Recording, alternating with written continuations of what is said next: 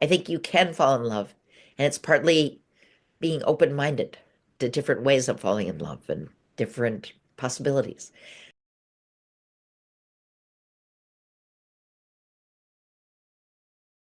So what is love? Love is the phenomenon of becoming highly attached and treasuring somebody else. Some people have the terrible problem of feeling like they don't feel that way toward anybody, and those people are in a little bit in trouble because they don't feel attached and treasuring of anybody. Are there telltale signs like that happen when somebody is in love? Well, we do have certain MRI patterns that we associate with love. And that is when certain parts of the brain that we associate with reward light up. But let's face it, you know, there's a tiny little percentage of humanity that actually looks at MRIs. So for most people, we use guesswork to see whether we think somebody is in love. And you can see the way parents treat their children and the way husbands treat their wives and the way wives treat their husbands, that they are showing aspects of love when they show kindness and treasuring and smiling. And very often, as a clinical psychiatrist, sometimes I can see somebody come to my office, and as they fall in love, they sort of smile and their face lights up more and more. How does it go from just really liking somebody or feeling a feeling of attachment to love? You could be infatuated with somebody and feel very attracted to them, but your brain, the rational part of your brain, might be saying, this is going to be trouble. Don't ever think about a lifetime with that person. So when you not only feel very attracted to somebody, but you also think, now there's somebody that I could really love and respect over a long period of time. That's how it transitions over to love.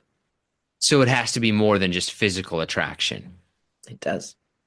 How do we know, right? Like I think, okay, so I've been happily married for 10 years and I just knew. I don't remember anything that I necessarily like thought of or a switch that flipped. Like I just felt like I was in love with this woman. How do we get to that? Like, how does that happen?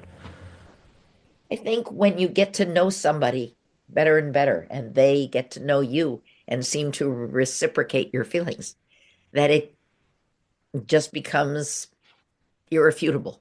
You just don't have any questions about it. Here, you felt attracted and thought that person was a great bet, and they feel the same way about you. And between the physical attraction and the mutual respect, it becomes irrefutable. When we fall in love, like what happens to our bodies? What happens to our brains? Well, in our brains, there are all sorts of neurohormones that are getting transmitted. So, for example, there's dopamine, that is sometimes called the joy hormone, and that gets poured out. There are the sex hormones that get increased. There is often at the very beginning when you're sort of wondering if your feelings are going to be reciprocated, there's a lot of corticosterol, which is a stress hormone that gets secreted, where you sort of wonder, is this going to work out? And you get a little obsessed with that. As the love becomes more stable and reliable, you start having what we might call the hormones of well being, like serotonin and oxytocin, which get secreted and make you feel more stable and comfortable than you felt before. Is that our brain just kind of tricking us then? No, our brain is following how we feel, so you might say. When we feel that sense of, I love this person and they love me back, and I think I'll spend the rest of my life with that person, uh, it turns out that those hormones get expressed in a greater amount, and that's part of what contributes to your reliable sense of comfort. And it turns out oxytocin, for example, is a hormone that gets secreted with new mothers and their babies when they touch each other, and also during nursing. But oxytocin also gets secreted when you touch somebody you love. So if you hold hands in the middle of the night with your beloved, you get some oxytocin going up. I don't know if this question is going to make any sense, but for some reason, this kind of sticks in my brain is the idea is like, but who's driving the car? Are we in love because those chemicals are being released, or do the chemicals get released because we are in love? I think that implies a level of understanding that we don't have. We just don't know. Our brain has both electrical impulses and chemicals that are being released, but we can't say our brains sort of run the show. And they use electrical impulses and chemicals to run the show. But uh, whether the brain is running the show or the little finger is running the show, we would usually say the brain.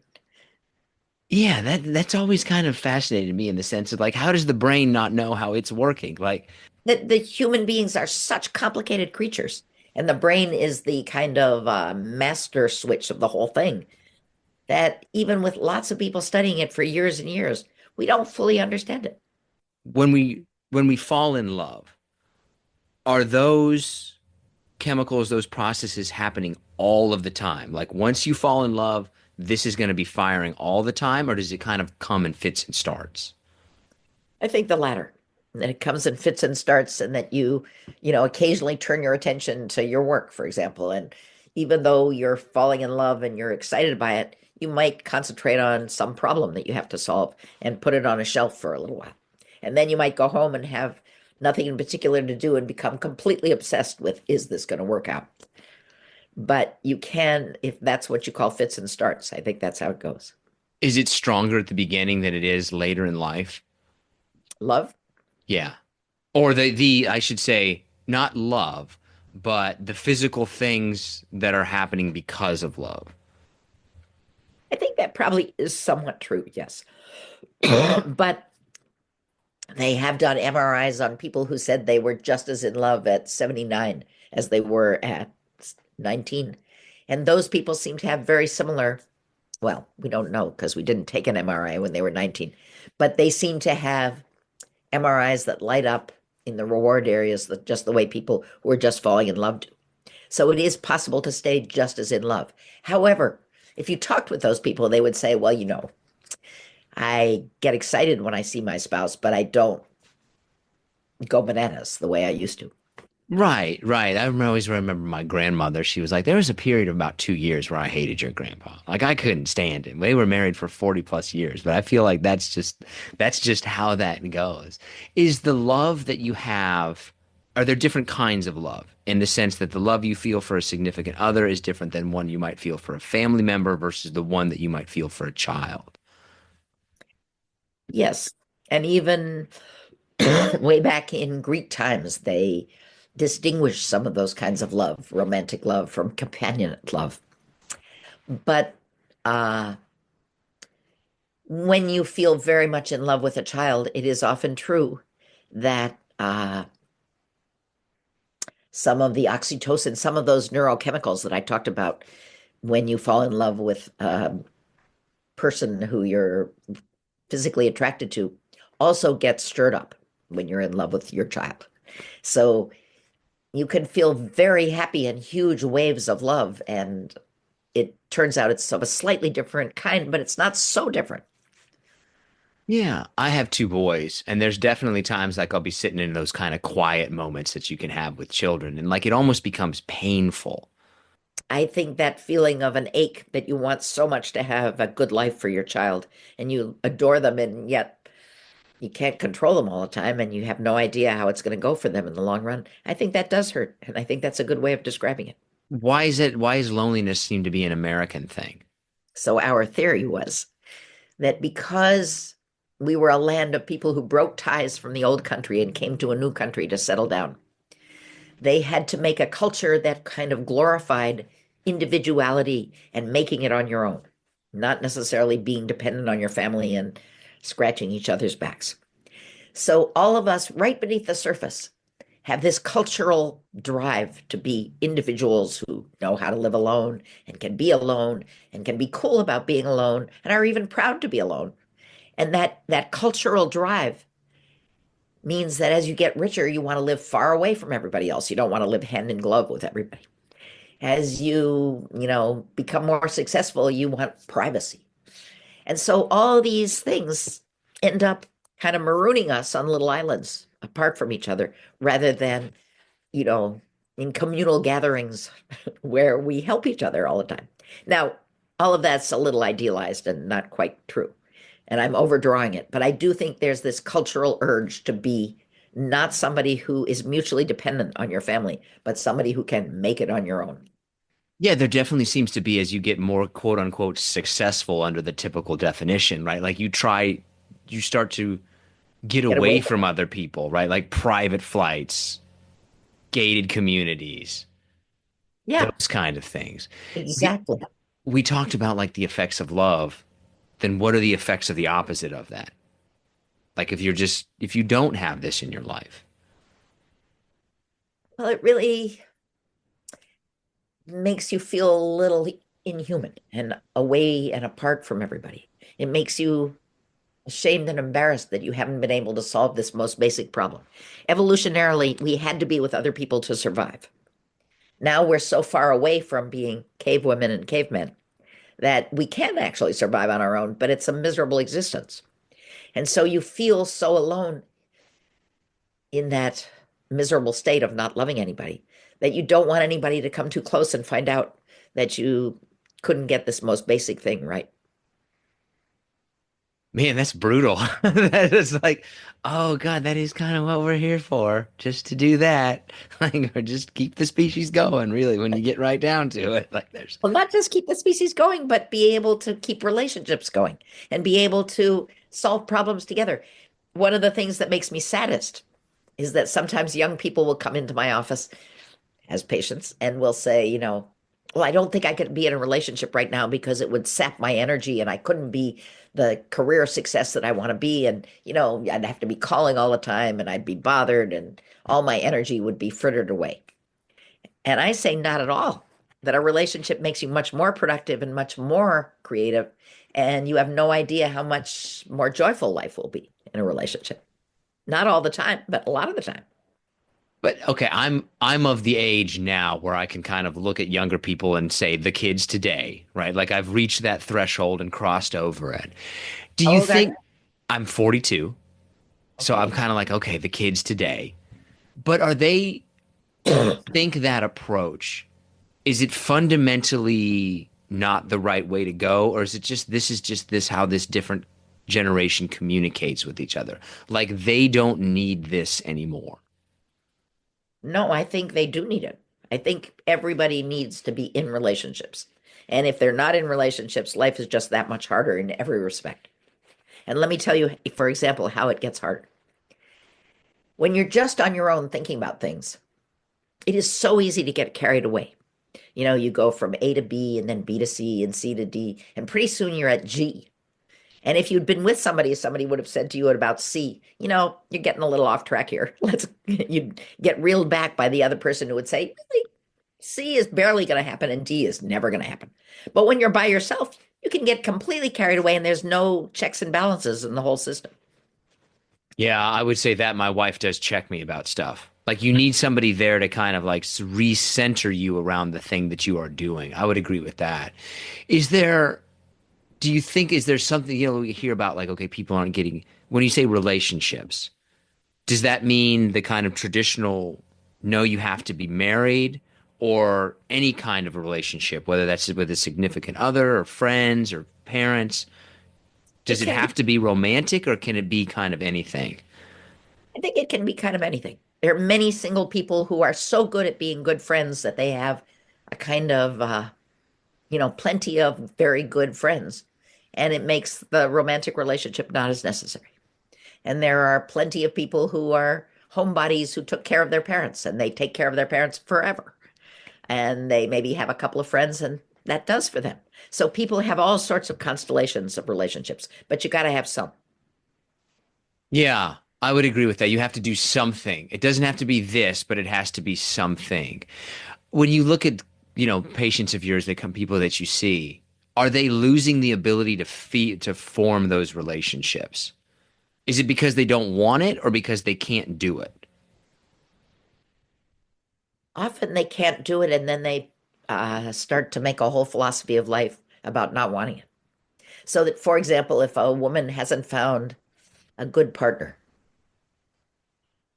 She might say, well, I'm going to get pregnant on my own, and I don't need a partner who would just bother me with his opinion.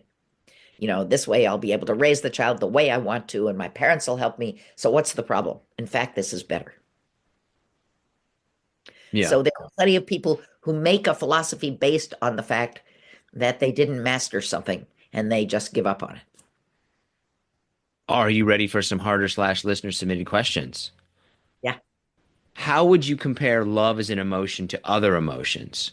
Is it stronger or weaker than, say, hate or anger or other kind of powerful emotions that we would look at?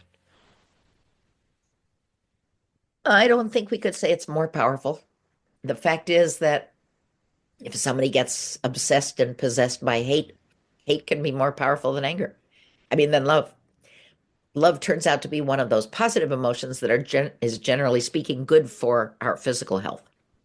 Hate turns out to be one of those negative emotions that turns out to be bad for our physical health. So even though love isn't necessarily more powerful than hate, it's better for you. Do different kind of cultures and demographic groups, do they view love differently? They do, probably, but I can't tell you all of them, all the variations. I'm not as educated about that as I should be. Is there anything that would jump out and say, okay, this culture or this age group, they seem to do it, or they seem to have a different outlook on this? Well, I guess you could. Here's a fantastic study that I only heard through the rumor mill. But supposedly there was a sentence completion test for Chinese, not Chinese, for Asian women and for American women. And the sentence began, I love my mother, but. And then they finished the sentence.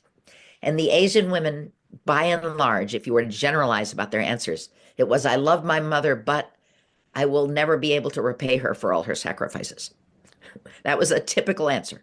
The American women had it as a typical answer, I love my mother, but it's too bad she was always angry and depressed. It's too bad she had, some neurosis about whether she was going to have the job of her dreams. But basically, it was always a qualified, I love her, but too bad she was a pain in the neck. Yeah, always more negative than the positive side. Yeah. Yeah, that tracks. That seems to track. Can people really get love sick? Yes. If you have a kind of obsessive personality, and you might say, well, what is an obsessive personality? But if you have a personality that doesn't stop thinking about things easily, you can't kind of seamlessly move on to another topic, but you get stuck on topics. Then, if you loved somebody and it didn't work out, you can sort of stay in love and be analyzing it for the next 10 years. Can people like how can people get over that? That is a $64,000 question. People have a lot of trouble with that, and they really need to get into therapy and sort of try. In a way, we underestimate the power of decisions. If you want to get over something, you really have to want to get over it. It's a little like the light bulb joke. But you might say, well, does that mean you never think about the thing you don't want to think about? And that's wrong. The minute you say, don't think about an elephant, everybody thinks about an elephant. So if you say, don't think about that relationship that didn't work out, everybody goes back to thinking all the time about the relationship. But if you start to understand that with obsessions, you have to let the thoughts kind of waft by and watch them and then move on. And you have to kind of treat an obsession like you're riding a bucking bronco and it's your job to tame it. So then you can get over it, but you have to actually work on it. It's not easy. It's like a bad habit, like smoking. It can be an addictive habit, and you really have to pour huge amounts of energy into breaking an addictive habit. Is there a downside to love? In all honesty, if you love somebody well, you have to be constantly compromising your own desires in one way or another so that you're essentially making a life where the other person's desires are as important as your own. So it's sometimes, I think about things that I might have done if I hadn't been married, but I've given them up pretty happily, and you know, there's no use crying over spilled milk in a way. But the spilled milk is the things that you would have wanted to do that you didn't do because you didn't want to make the other person sacrifice their wishes. This one we kind of talked about it a little bit, but just to follow up, do you think people are more lonely now than they have been in the past? Well, first of all, they're more aware of it than they used to be. I mean, if I'm right that the culture in this country was about being powerful by yourself, and all the cowboy movies were about lone cowboys out on the prairie or whatever, then there was a lot of kind of personal glory in being able to be on your own, even if it was lonely. And now I think there's a kind of backlash where we realize how much healthier people are when they're in relationships than when they're lonely. We know that loneliness, is as bad as smoking 15 cigarettes a day for the rest of your life. If you continue to be lonely, it's just terrible for your health. Being lonely is equivalent to smoking 15 cigarettes a day? Oh, that's not, I feel so bad for people though. Exactly. But everybody, it's also important to realize, and that's why we wrote these two books about loneliness, that everybody is lonely at some time or other. There's no way you can go through life and never be lonely. Yeah, So that's true.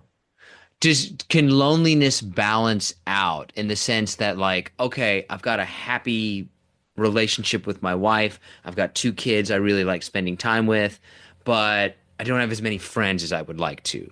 Like, can you make up for loneliness here when you have it here? Does that make sense? totally. I think that is the pattern for most men, that when they're pouring their heart and soul and love into their families, they are less available to their guy friends for hanging out. And then when the kids start hanging out more with their friends than with their parents, sometimes the men say, "So where are my friends? And what did I do? Did I just forget about all of them?"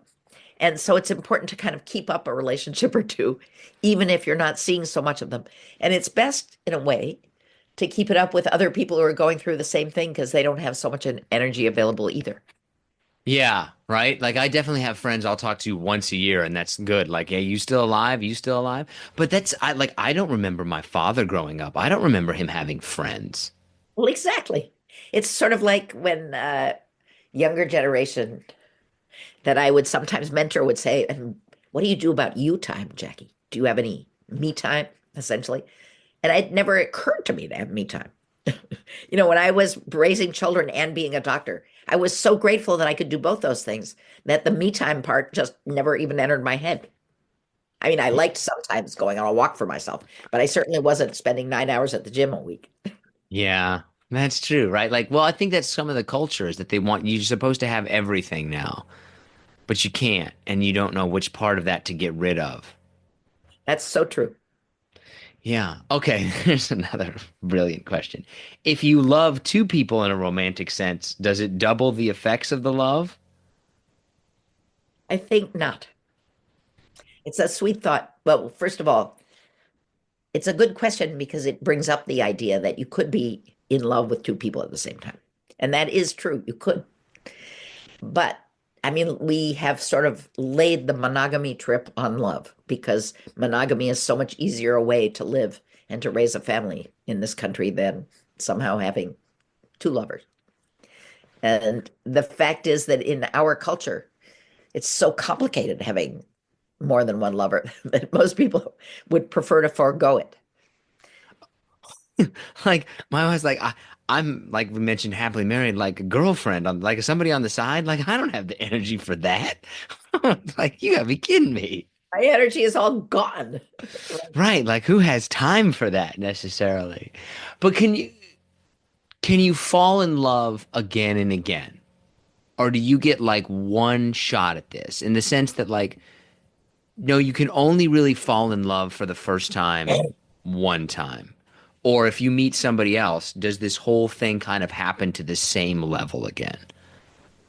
That is the wonderful question, and I'm not sure. I think it can happen again. I don't think it's a one-time thing, and then if you blow it, that's it. You're never going to fall in love again.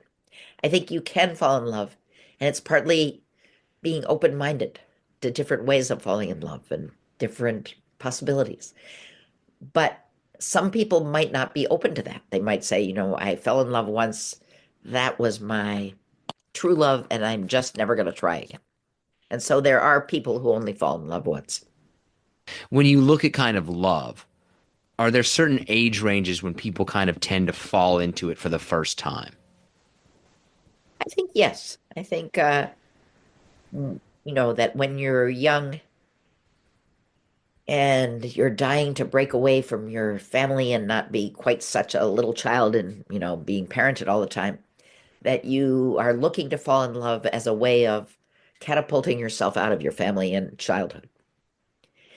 And then that first falling in love is perfectly wonderful, but it's not the only time. In a way, it gets the whole system primed for love.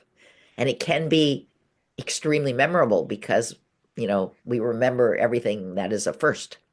But it doesn't have to be better necessarily. It's just new. It's a little, you have an 8 and a 6-year old, and I'm sure the 8-year old, when they first went ice skating or something, it must have seemed phenomenal. And it doesn't feel that way when you've been ice skating 30 times. Is it better to have loved and lost than never to have loved at all? Is there a truth to that saying? I think so. I think it, I think for most people, it is reassuring to think that they loved once, that they did love somebody, and even if it didn't all work out, that they're not novices who have never experienced love. Can you mimic the effects of love? Like, okay, I can't find a significant other, but I can eat a massive amount of chocolate. Like, is there a way that you can kind of simulate the effects of love on you? I think pets are the best example of that. People adore their pets. They adore their pets with a kind of love that is remarkably similar to love for a person. And they get some of the benefits from being with their pets and loving their pets that they would get from loving a person. So that's probably the best analogy of how you can mimic love. Can I take drugs to feel like I'm in love? Well, what's interesting is that when people are in love, they get some of the same chemicals secreted that you get when you take drugs. So the two do have something in common in the way that they stimulate the reward system. What is your favorite fact about love? Or the thing that you think is the most interesting about it? That it makes you feel that all the problems in life are adventures rather than terrors. That basically, when you're thinking about the next step of something and it's very hard and complicated and you can't quite figure out how you would do it, when you have a partner, it's sort of fun to think about how you're going to do it.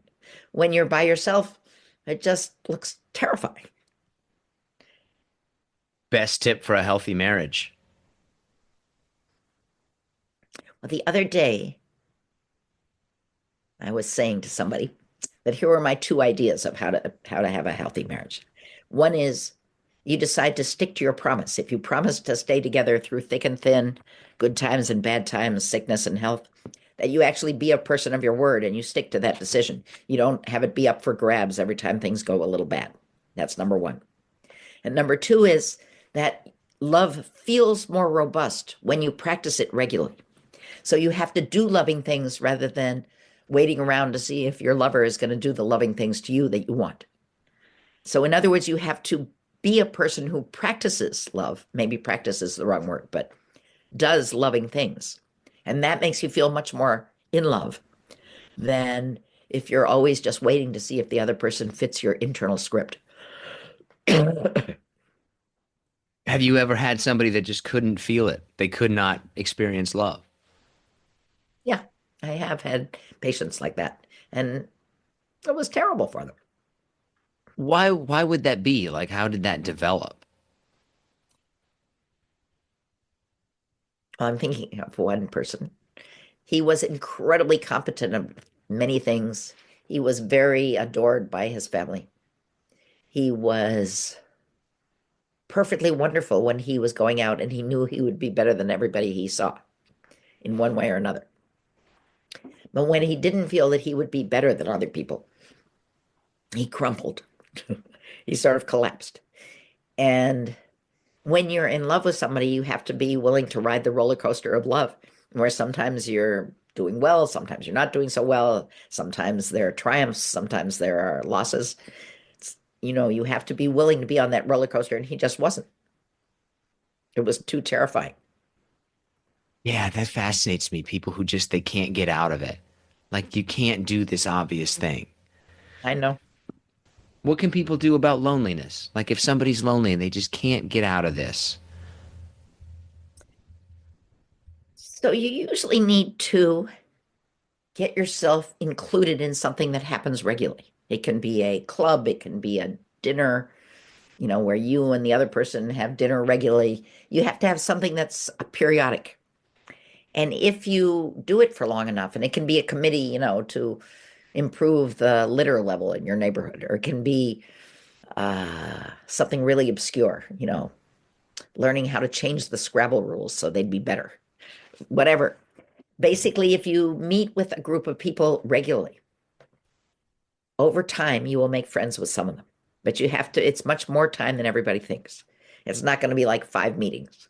It has to happen regularly and maybe over years. You will make some really good friends. Yeah, like pretty much no matter how unlikable you are, you can always find somebody. That's really true. And it partly means doing some interest things, some things that fit your interests, even if you have to like doing it, even if you didn't make a friend. But if you do it with a few other people, the chances are much higher that you will make a friend.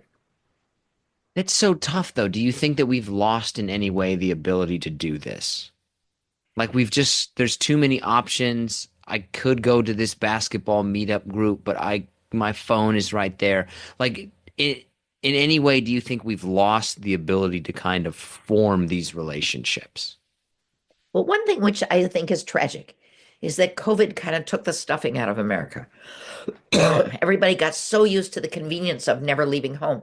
And they were already a little too used to that from the internet.